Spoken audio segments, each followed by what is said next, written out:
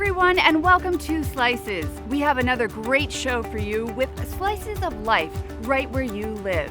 In these challenging times, we set out to bring you stories of hope and inspiration. Let's get started.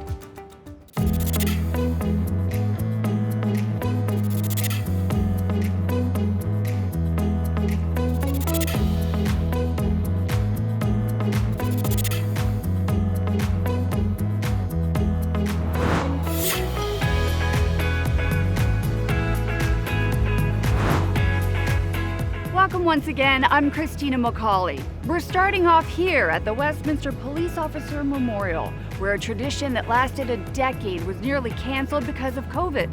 Here's Danny Hitt.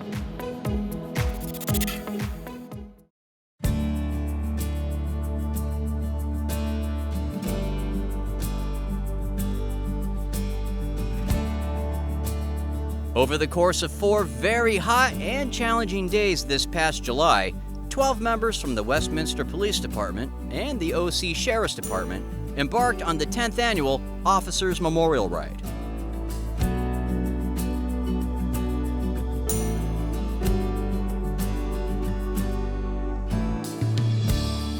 Challenging.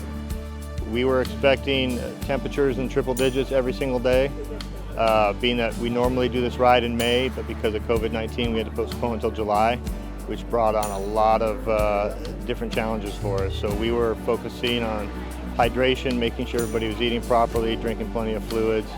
Our support staff did a phenomenal job keeping an eye on all of our riders to make sure they were staying safe and that nobody was getting overheated. The Officers Memorial Ride was started to raise funds for officers injured in the line of duty, as well as the families of fallen officers. Everybody has to raise money to go on the ride, and we're on our guard here at the PD, and we've delivered checks to families in Dallas, Louisiana, New York. And if we can continue doing that as long as we can, then that's what's the most important thing. Setting a new record by raising over $27,000 from this year's ride, Sergeant Bill Drennan talks about how the guidance of a retired officer helped him bring the memorial ride to Westminster. A very dear friend of mine, his name is Ron Dunlap, and he rode with us for a couple of years. He invited me over to his house, gave me this book of maps and notes and addresses and phone numbers, literally like the Bible, if you will, of this whole ride. And he shared that with me to orchestrate that within our department. And then he ended up riding with us for a few years until, unfortunately, he succumbed to a cancer that he had acquired in 2017, and he's no longer with us. So that's on the back of our jerseys, you see the big in honor of Ron Dunlap. So that's what that's all about. Beginning at the California Peace Officers Memorial in Sacramento and ending at the Westminster Police Department's Police Memorial, the grueling 630-mile trek was an honor to be a part of. I've done other activities like Baker to Vegas, but when I found out about this from Sergeant Drennan and Commander McCormick, it really piqued my interest because it means something. The reason why you don't just go on a bicycle to ride, you're doing it because of other officers who have died in the line of duty. And so the reasoning behind it was pretty much why I wanted to be a part of it. And then thankfully Commander McCormick let me borrow his wife's bike, so I was able to do the ride. You know, it's for what it means is why I'm here. And yes, I'm physically exhausted. It was definitely intimidating because you hear like the big miles that you're going to be riding every day, and you're like, oh my gosh, I do this many miles, we're climbing this many feet, and it's like really overwhelming, but it's so humbling to be able to, once you do it, I like accomplished this, and it's like being a part of something like bigger than yourself, which was really humbling.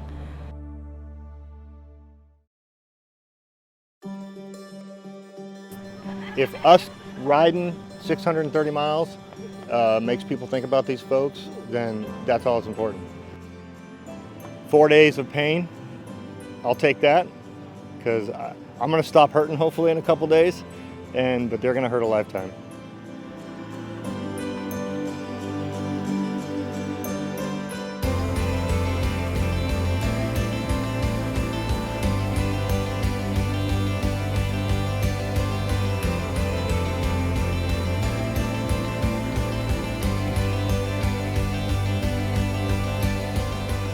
You can learn more about the Memorial Ride and how to donate by visiting the Westminster Police Department's website. Reporting for Slices, I'm Danny Hitt.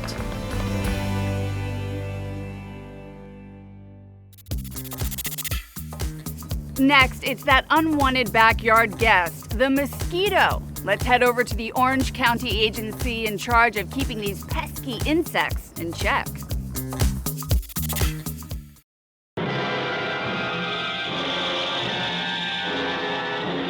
They are persistent little creatures. And they sure know where to find us. Mosquitoes are the most amazing creatures to me. They're prehistoric organisms that have the capability to transmit diseases, use their saliva to numb skin and thin blood. They have 3 stomachs, they have 6 mouth parts. These little tiny stealth creatures have the capability to ruin your summer, to ruin your barbecue. Mosquitoes are a part of our lives that no one enjoys, and they're especially active in the warmer months.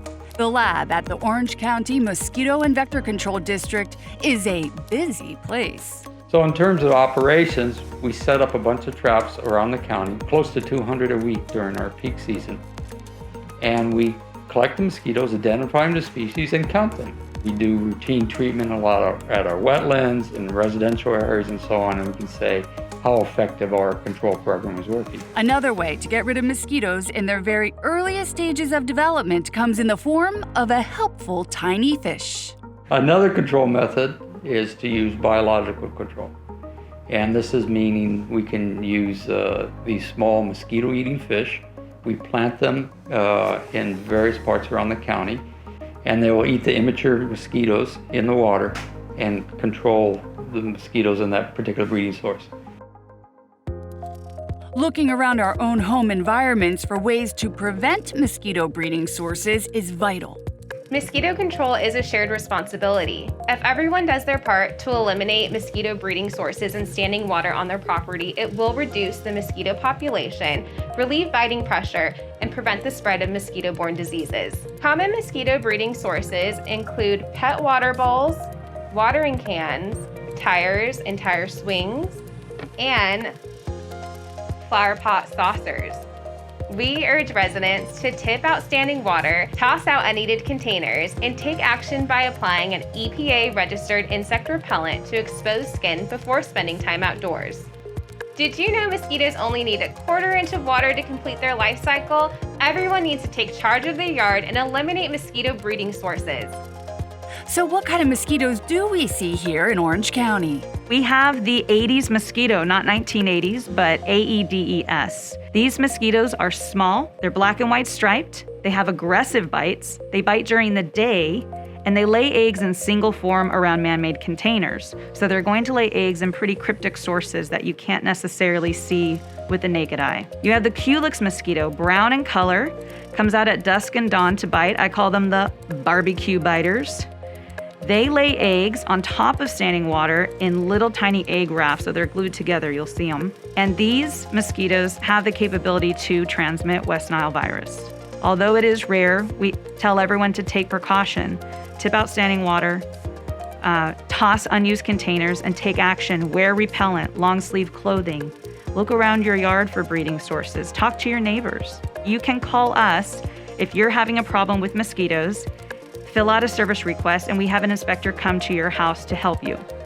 We also provide free mosquito fish. You can call, request mosquito fish, and we can assess the situation at your property, provide those mosquito fish, and the mosquito fish will eat larvae in a water source that you have on your property. Working together will make a huge difference in controlling the mosquito population. Here at Vector Control, we work really hard to eliminate breeding sources around the county. And we're asking you to reach out to your neighbor, take action, get rid of standing water, and we can do this together. Remember, don't give mosquitoes a biting chance. If you'd like to find out more information about mosquito control, please visit ocvector.org. The pandemic has forced a lot of people to rethink the way they do business. This Fountain Valley exterminator did just that, and now he's able to help other companies reopen. Jacqueline Twegg has that story.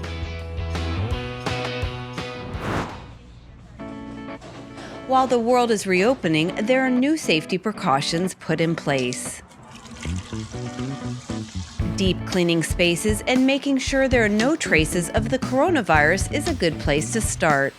One business owner found a way to help the community while putting his pest control duties temporarily on hold. It was through his industries association, John Etheridge tells us, he realized his existing business could benefit others. The association had a lot of talk about COVID and how to deal with COVID and how to deal with helping customers moving forward to come out of COVID. And a tremendous focus, even nationwide, has been on the DSV product and being able to offer it to customers and to help get people from being locked down, being closed, to opening safely for their customers and for their homeowners. Disinfectant, sanitizer, and viricide. It does cover the virus that causes COVID-19. So it's designed to help prevent the spread of COVID-19. John tells us it's used mostly for surface spraying. It's the kind that's used in hospitals, schools, as well as senior facilities. The process takes about 30 minutes, and in this case was used at Lamppost Pizza. It's a wonderful feeling for me to be able to help a business owner reopen safely. It's a wonderful opportunity for me to help a senior care center open safely. We had so many seniors affected, or at least fearful of COVID-19 and that virus, that this gives them a great peace of mind to be able to open safely. Johnny Borden, owner of Lamppost Pizza, has John out here because of the peace of mind it offers. I'm very close with the staff. You know, you're with some of these guys and gals 8-10 hours a day. And then the regular customers are phenomenal people. You become close, you may go see Angel games, you play poker, you end up going on, ski trips. So the regular customers do become extended family. Johnny recently opened for dine-in service. In order to ensure a safe environment, he chose to have this COVID cleaning done as a precautionary measure. One of the reasons I was so excited to be able to do this treatment today at Lamppost Pizza, my family comes into Lamppost Pizza. My mom comes into Lamppost Pizza.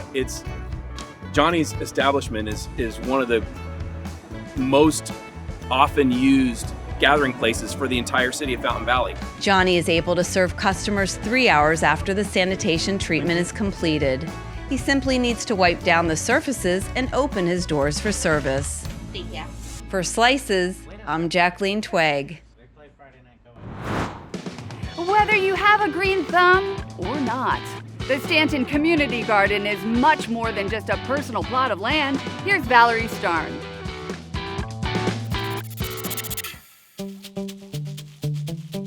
Fresh vegetables, bright flowers, like strolling through a garden in the countryside. Except this garden is right in the middle of urban Orange County, and these city folks couldn't be happier.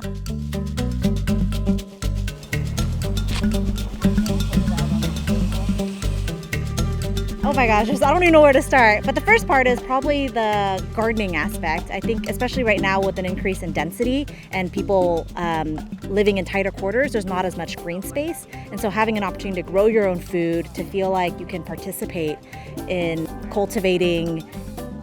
They really grow their daily veggies, and we harvest daily, we share.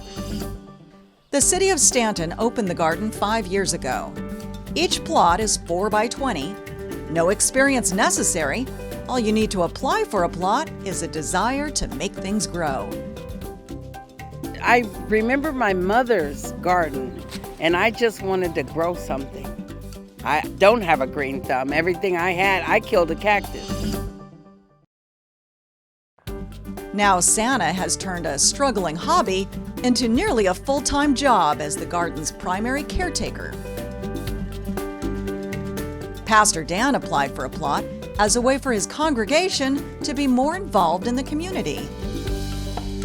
Man, I mean, we're growing right now a lot of green onions, and we just started growing collard greens. We grow a lot of strawberry, and our moneymaker is this green squash that we get a lot of those, and we just give it out to either the community, a lot of our church members that live here, we give it to them.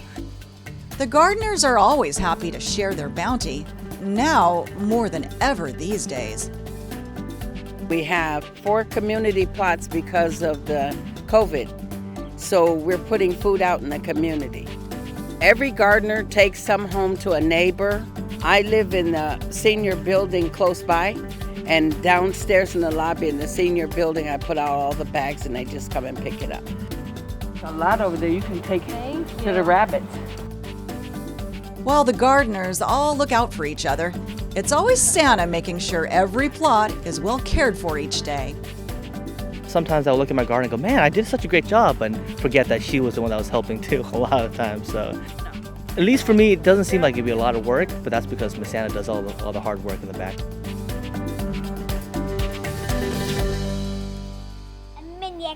Are you gonna dig in the garden today? And dig up all the weeds and help transport them? I did that a little bit away. Yeah, did you like it? I feel like a lot of times I don't really know who my neighbors are. It's just kind of, the hustle and bustle, and we're just going to work, going home, taking care of our kids. And this community side, I think, is really important. And Sienna has been so amazing. She's our garden president, and she makes a really big effort to plant as many things as possible to donate to the community. And for Alice, another huge benefit is the learning opportunity for her 4-year-old son, Ben. I guess the food source and seeing it grow, and if you have a young kid like me, it makes a huge difference for him to be able to get his hands dirty and be outside and learn the life process of a plant. Smell it from here, it's beautiful. It's just a great community, and it brings the community together, and we really enjoy it. We spend a lot of quality time here. From the Stanton Community Garden, this is Valerie Starn reporting for Slices.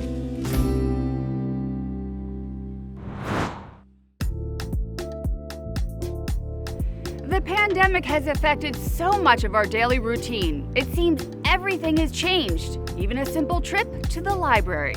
Bob Gibson takes a closer look.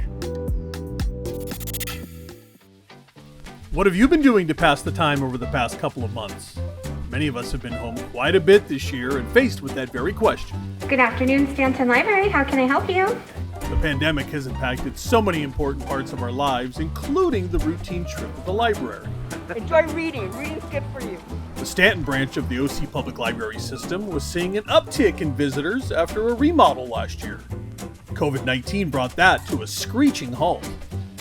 But even if you can't go to the library has found a way to still get materials to you.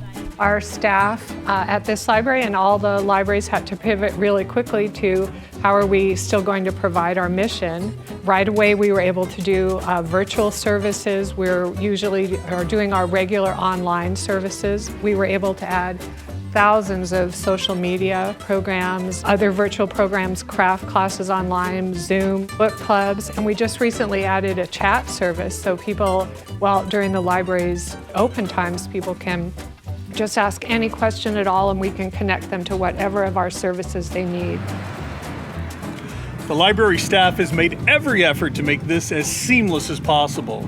It's as easy as driving your car up and then making a contact-free transaction. Hi, I'm here to pick up my hold. Your items are delivered to a pre-sanitized table, and you simply pick them up and drive away. County Supervisor Michelle Steele has been keeping a close eye on the entirety of the pandemic and how it's affecting the citizens of Orange County. She even took the chance to renew her library card while checking in with staff members. We asked her about finding these workarounds and the importance of keeping libraries accessible.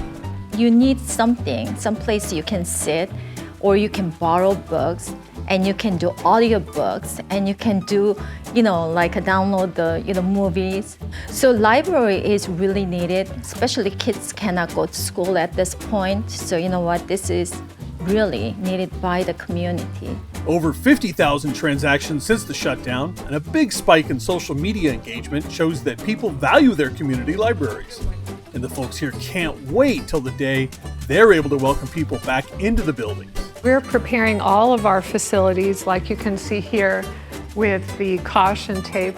We are preparing areas when we do get the okay from the state, because we're held to the same guidelines as retail, so we aren't allowed to open for in-person services. That's why we can only do curbside. But when we are given the okay, we're going to open for, we're calling it grab and go, where people can come in the door, they can check out the popular items, which we'll keep this filled all the time, and they can check out their holds online, and we will have computers, which are behind you there, for people to access the internet by appointment at first until we see how it goes. And just like a good book or movie, libraries are ready, willing, and able to help those who need comfort during this difficult time. Reporting from the city of Stanton, I'm Bob Gibson for Slices.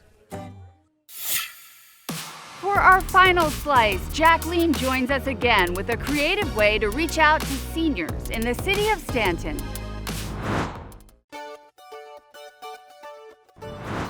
Seniors in Stanton are experiencing a first, their first time reconnecting with the Senior Center since COVID-19 shut everything down.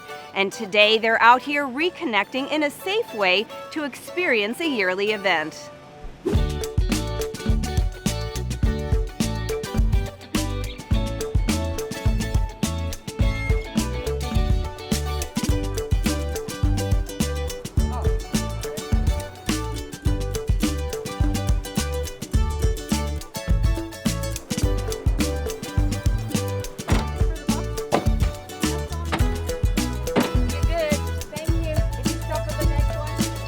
We usually have a yearly Senior Resource Fair, so we kind of had to reimagine it since we can't really have in-person things. So they got resourceful with this resource fair and decided a drive-through is the best route. We coordinated with a few different vendors, one of them being Senator Ling Ling Chang, to create some swag bags or goodie bags full of resources and other little giveaways and promotional items. Vivian Cow, a representative from Senator Chang's office, is here handing out kits that include brochures with important phone numbers and information. As you can imagine, a lot of these seniors, this is their first time out of the house, in fact, probably. And so I think just that final touch of a person to person, hey, we're here for you, we care for you. If you need anything, please call us. Here's the phone number, let me show you. I think that personal touch goes a long way. They're also receiving some helpful items to stay safe. We have 10 surgical masks, disposable ones that are pre-packaged, so they're safe, and hand sanitizers. And we feel like it's really important because seniors, just the average individual may have a difficult time accessing these resources. So, we knew that they would need it more, and it's kind of a catch-all kind of package that we feel would be helpful and that would supplement what the Stanton Senior Centers are providing. In addition, seniors get their weekly Meals on Wheels frozen food items and a box of fruits and vegetables from Second Harvest.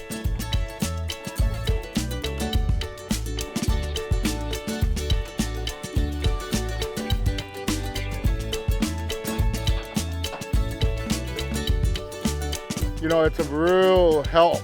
And it's healthy too. I've already lost 10 pounds. But it's because I've been eating the right stuff, and they're really helping us out here. Thank you for your help, man. That food is excellent. Thank you. This is a pretty good thing right here. Masks they gave us, we need that because right now they're like $5 for 5 masks. Money is just a resource we don't have right now, and we're barely making it. What my wife gets.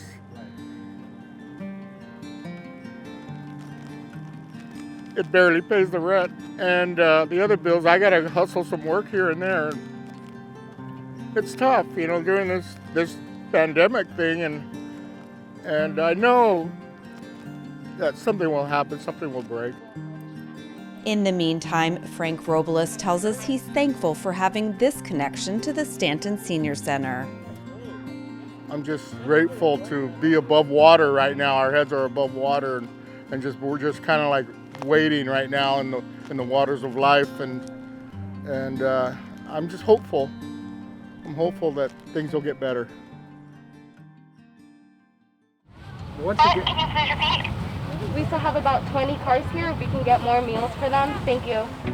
Jessica Cedillo works for the city of Stanton and tells us what she enjoys. So it's nice to come here and forget about my own homework or just like family life and be able to put others first. I know my family, they're actually here today, my brother, my sister, and my mom. Since all of this started, they've been helping us, they've been volunteering, and my siblings are in middle school, so they also get to see what working for their community is like. I think working with seniors has been one of my biggest joys in life.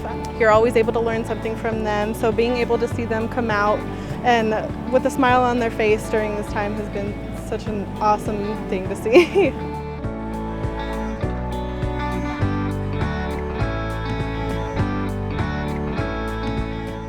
For more information on the Stanton Senior Center and resources available, visit their website.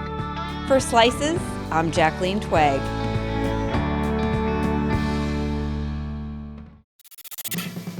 That's going to wrap it up for this edition of Slices. Thanks for joining us. From all of us at your PCTA, I'm Christina McCauley. Stay healthy and safe, and we'll see you next time.